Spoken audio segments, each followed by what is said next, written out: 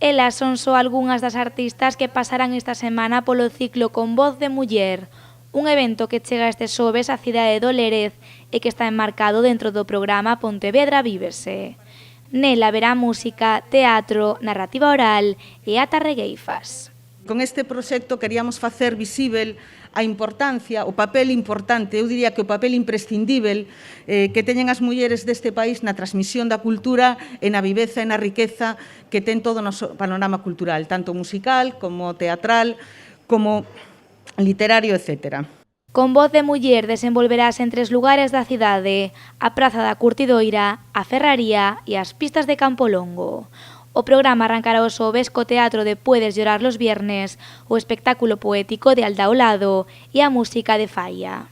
Nós imos facer unha peza teatral que se chama Puedes llorar los viernes.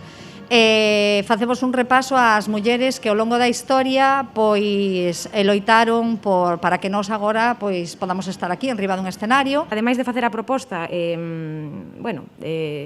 que é a presentación do disco do Cabo Leirín, que é un disco que saquei fai 1 ano e medio, onde as mulleres son as protagonistas, todo parte das voces delas, das voces das nosas aboas, en concreto da miña aboa, pero logo tamén de outras moitas mulleres, e unha revisión dos cantos tradicionais en clave contemporánea, pero como digo, como xa estivemos fai pouquiño, vai haber unha sorpresa, vai haber unha artista plástica tamén acompañándome, que convidei para esta ocasión. O venres será a quenda de Nat Lasami, Impro Show e a Banda da Loba.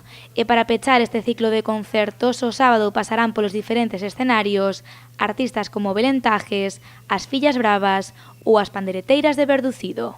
Despois de pasar por grupos así máis colaborativos como a Liboria, Vudú, Luar na Lubre, inicio agora unha etapa de voz soa, ¿no? Entonces comezo o novo inicio dun proxecto novo que trae cancións da Costa da Morte e cancións da miña terra natal, que é a Argentina, así que será un pouco primicia porque as traemos aquí por primeira vez.